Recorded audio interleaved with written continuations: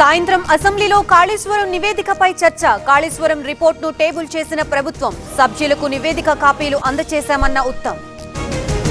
శాసనసభలో 4 బిల్లులకు ఆమోదం. బిల్లులు ప్రవేశపెట్టిన మంత్రులు. ఏకగ్రీవంగా ఆమోదించిన తెలంగాణ అసెంబ్లీ.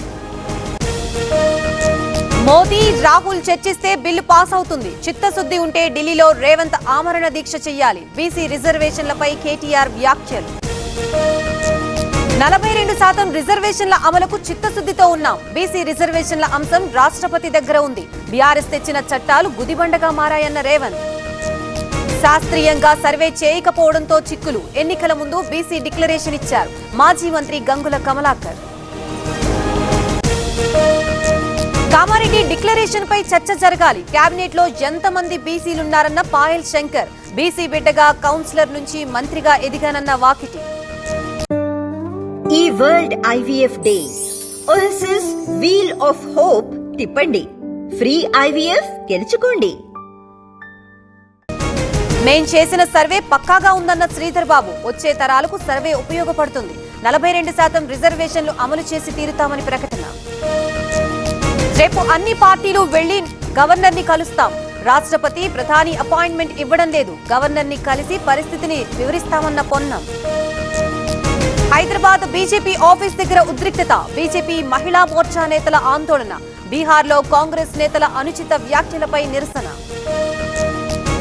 మంత్రి పదవి రేసులో ఉన్న మైనారిటీ కోటాలో అజారుద్దీన్కి ఇస్తే ఇబ్బంది లేదు. ఎమ్మెల్యే మల్రెడ్డి రంగారెడ్డి.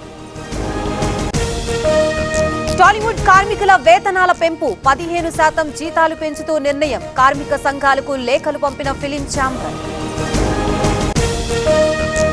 మెదక్ నిజాంపేటలో యూరియా కష్టాలు. పీఏసీఎస్ దగ్గర రైతుల పడికాపులు. సరిపడా యూరియా ఇవ్వాలని డిమాండ్.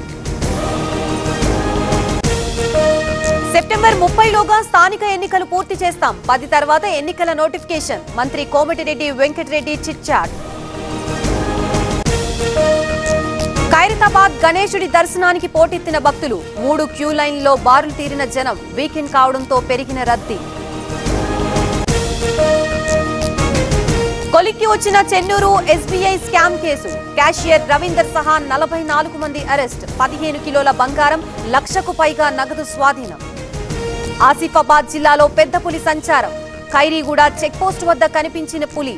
భయాందోళనలో సెక్యూరిటీ సిబ్బంది. కాళేశ్వరంలో గోదావరికి పోటెత్తిన వరద. త్రివేణి సంగమంలో 12 మీటర్ల నీటి మట్టం. కొనసాగుతున్న మొదటి ప్రమాద హెచ్చరిక. భద్రాచలం దగ్గర పెరిగిన గోదావరి. 2వ ప్రమాద హెచ్చరిక జారీ. ప్రస్తుత నీటి మట్టం 48 అడుగులు.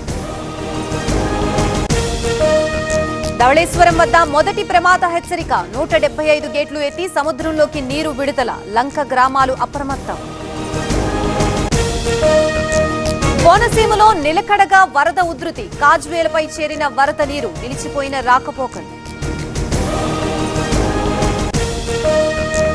చైనాలో ప్రధాని మోదీ పర్యటన. అధ్యక్షుడు జిన్పింగ్ తో మోదీ చర్చలు. భారత్ చైనా మధ్య విమానాల రాకపోకలకు అంగీకారం.